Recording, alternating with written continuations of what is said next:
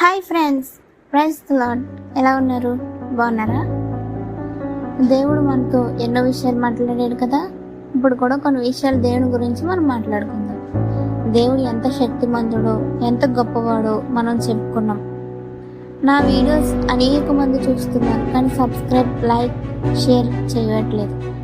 ఈ వీడియోకి అనేక మంది చూసిన ప్రతి ఒక్కరు కూడా షేర్, లైక్, సబ్స్క్రైబ్ చేయండి ఫ్రెండ్స్. ఓకే, వీడియోలో